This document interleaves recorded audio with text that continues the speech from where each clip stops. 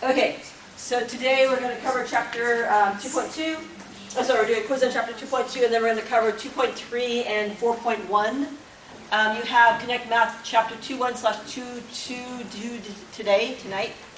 On Tuesday, you have Connect Math chapter 2.2/2.3, and then also project part 1B.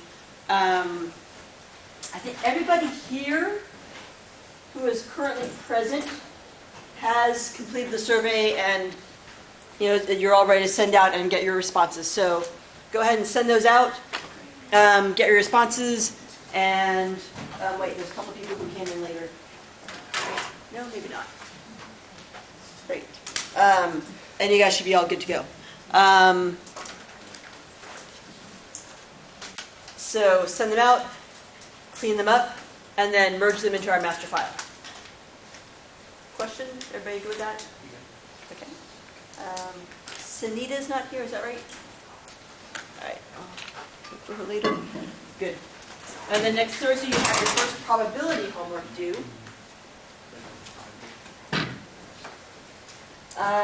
Just one more pitch for the concurrent support class. It's NMAT 200C. It's non-credit. It's under non-credit math. So it's not listed under, well, it is listed under math, but that's for the credit. If you want it non-credit, it's listed under non-credit math, and I'll show you where to look for that. It's not where you think it would be.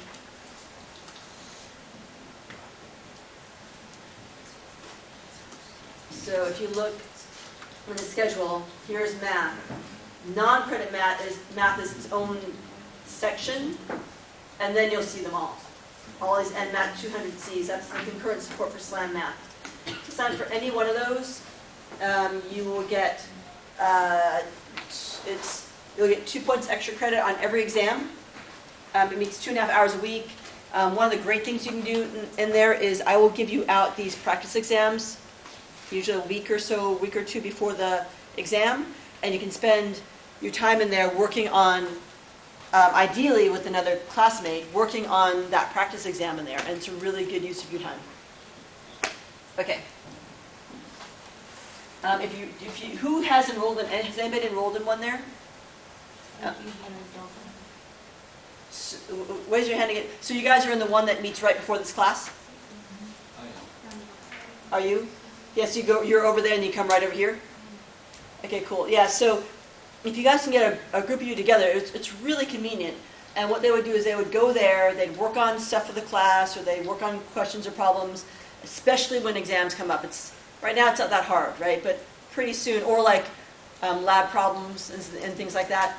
And then they'd study for there, and then they'd come in and they'd come to class. And it was really, really valuable for them. Not so much the first couple weeks, because the first couple weeks are really just not that hard. But like fourth week and on, it started becoming really useful. So stay with it if you think it's maybe not as useful as you might think it might be, or give it a shot if you haven't yet, because I can play you videos. I took one video from some of my students last semester, and they loved it. It was really great. And yeah, but work together and we work on these problems. Okay. Yes. How to register? Okay, so it's NMAT 202C. So I think you can just click on it. Well, I can't click on it because I'm not a student. But I think if you type in the CRN number that you want, I think you can just add it through ClassWeb. I don't know how you add classes. I think you add it like any other class. So if you add other classes, then it would be the same way. And they should still all be open. So any CRN having? No, the one for the one. So they're all different times. So like this one's Tuesday, Thursday from 2 to 3:15. This is the CRN for that one. The best ones, I would say, well, obviously for this class, the best one's going to be this one here with Joseph Almeida. And honestly, I think they found more value from working with each other. They also had an instructor there who was really, who his methods were really complementary with mine. 6 to 7 with Tuesday and Thursday. Yeah, this is you're in class this time. This is your class time. Yeah. So Yeah.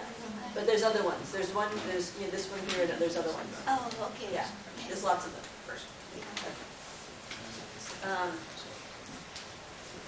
Okay, great. If you are doing it, so those of you who signed up for it, make sure on your exam you write in concurrent support, and I will write down your name and then double check to make sure you've been attending class and things like that, and they'll give you the 2 points of extra credit.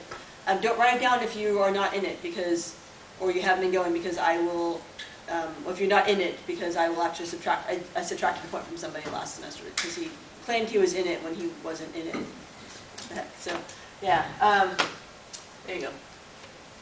Other thing I strongly recommend is using your Connect Math for some resources. So, in case you didn't know, you all have this e-book.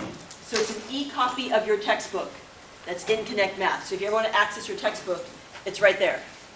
The other thing that's useful is if you go to resources and go to videos, there's videos for every single chapter and every single section. There are videos that will help you with that material. So if you want some more information about a particular topic, then you can look there.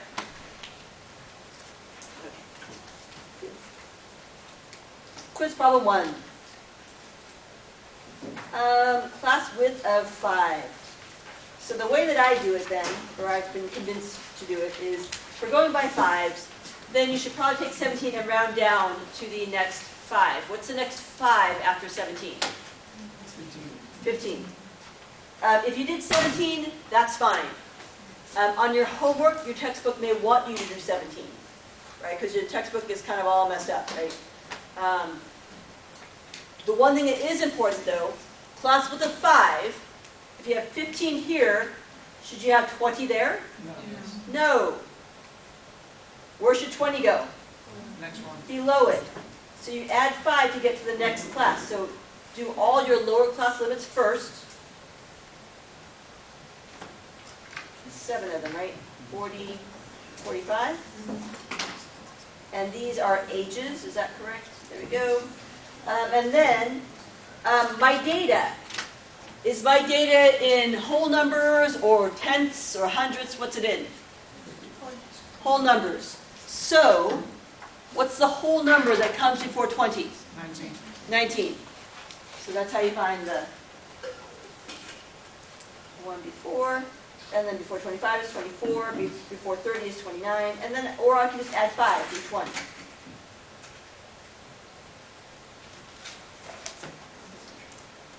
Someone asked a really good question last class, which is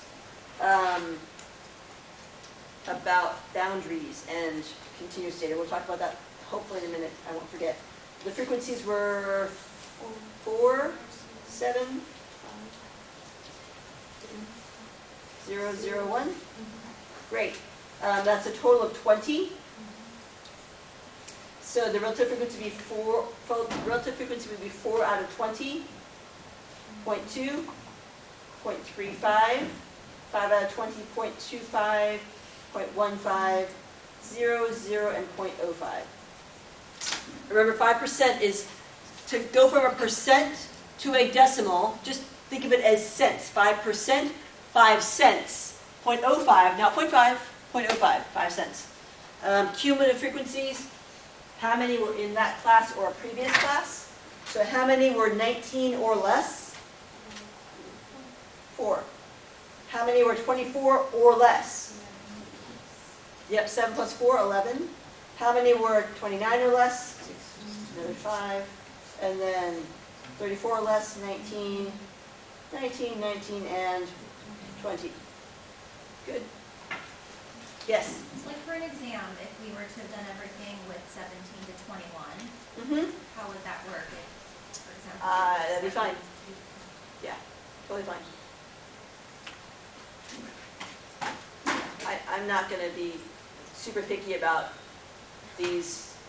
If you do something blatantly wrong, like if you had said 17 to 22, then you're in trouble, right?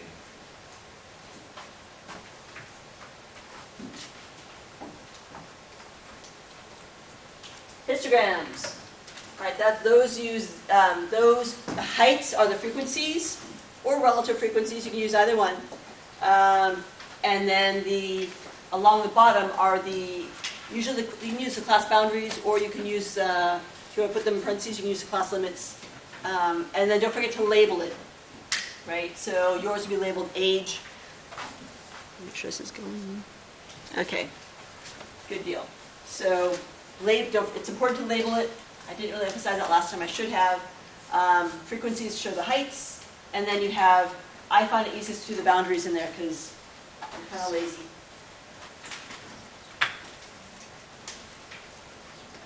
We also have relative frequencies. How about Justin Galvez? If proportions are used instead of frequencies, the graphs are called relative frequency graphs. Relative frequency graphs are used when the proportion of data values that fall into a given class is more important than the actual number of data values that fall into that class. Right, so when you're more concerned about the percentages in each class. So your quiz problem number 2, making a relative frequency histogram.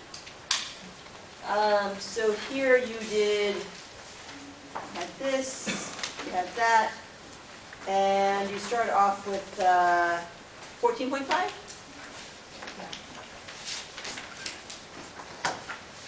19.5, 20, 12.5, 9.5.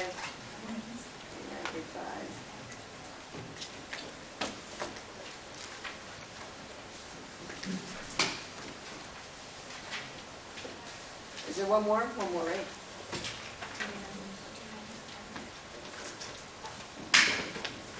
Okay, so this is and then the height, 1, 2, 3, 4, 5, 0.25, 3, 5, 1. Okay, so this is the one thing that would be an issue. The first one has a relative frequency of 20%. So if you did this, 20%,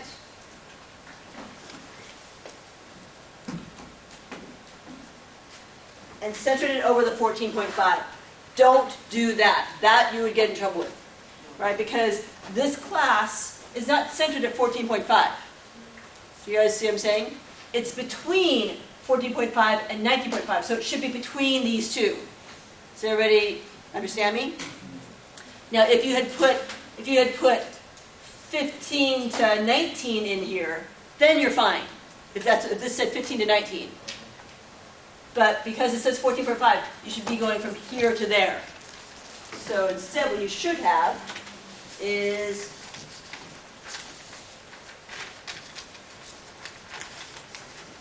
that. The next one was 35%. Is that right? Yeah. And then 25%? Yes.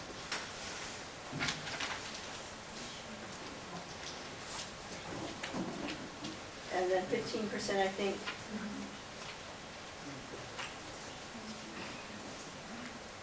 And then 0%, 0%, and 5%.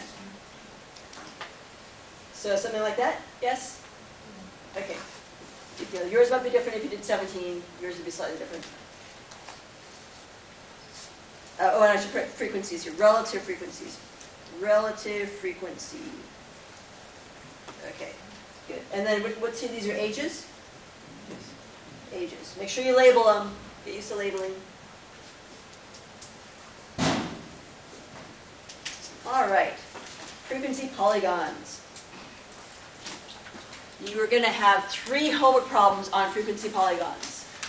And I realized during the first class that I should really give you guys an example when I actually do it. Instead of saying, here is one, I should actually do one. So I'm going to adjust this a little bit.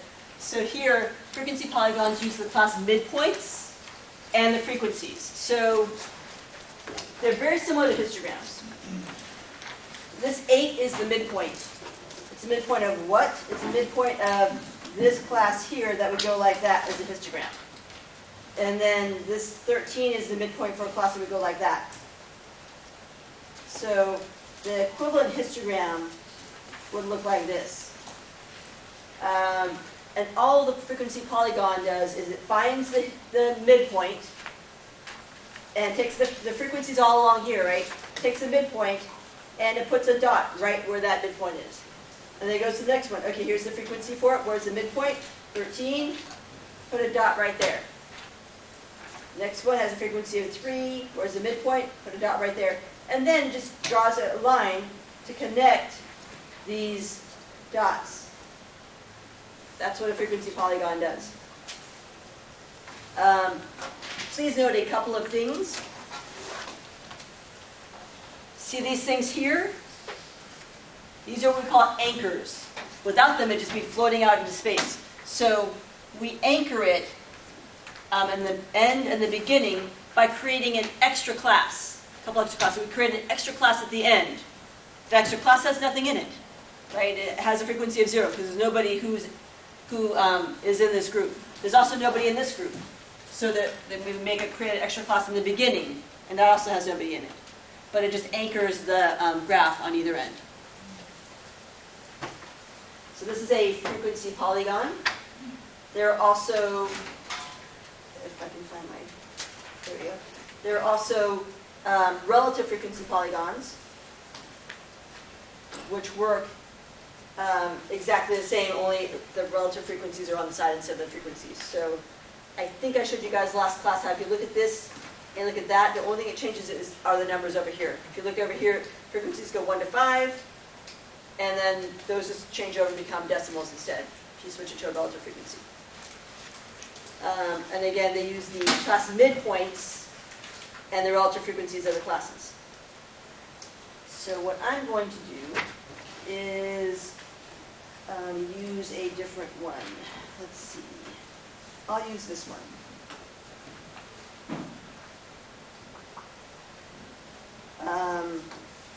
All right. So here, I'm going to make a frequency polygon. I'll do an example for you. And these are the class boundaries.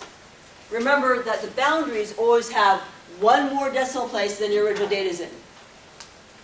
How many decimal places do these have?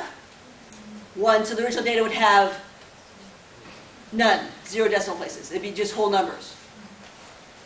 Because remember that, again, the boundaries always have one more decimal place than your original data is in. So this has 1 decimal place, then your data would have none. Which means that this guy, let's see, it's the boundary. So if I round up to the next whole number, I'd get to 6. If I round it down to the next whole number, I'd get 10. So this is 6 to 10. Right, 6 to 10 would have boundaries of 5.5 to 10.5. And this one, if I round up, I'd get to 11 to 15, and that matches. This would be 16 to 20. Right, those would fit inside those boundaries. And 21 to 25, 26 to 30, 31 to 35, and 36 to 40. Okay, good. Now I need to find the midpoints. So what's the midpoint of 6 and 10? In other words, if I took 6 and 10 and averaged them, what would I get? You have $6, your friend has $10, you're going to just even each other out. $8. Good. You can go now if you want. You've been here. Okay. So this one would be 8. 11 to 15, if I average those, I'd get 13. 16 to 20, you'd get 18. And you'll notice these follow that same thing, right? That you add a class width, add 5. 23, 28, 33, 38. Good. Now, I need to graph these. So, I need 8, 13, 18, I should probably move it over, 23, 28, 33, 38. then I'm gonna graph them with C. I'm just getting a regular frequency polygon. All right, so the first one was 1, and then 2, and then 3, and then 5, and then 4, and then 3, and then 2. Now, when I draw my little line here, see how it's just kind of floating out there in space? Anyway, I need to anchor it. So I'm going to create this extra fake class above. And I could just do the midpoints. What's the midpoint that comes ahead of this? 3, right? And the one that comes behind would be 43. And those would both have frequencies of 0, because there's nothing in those classes. Right? So this would come from the class of 1 to 5. How many people ran 1 to 5 miles? Nobody. This would be 41 to 45. How many people ran 41 to 45 miles in the survey? Nobody. They'd have frequencies of 0. And then I can go ahead and pop them in here. 3 and 43.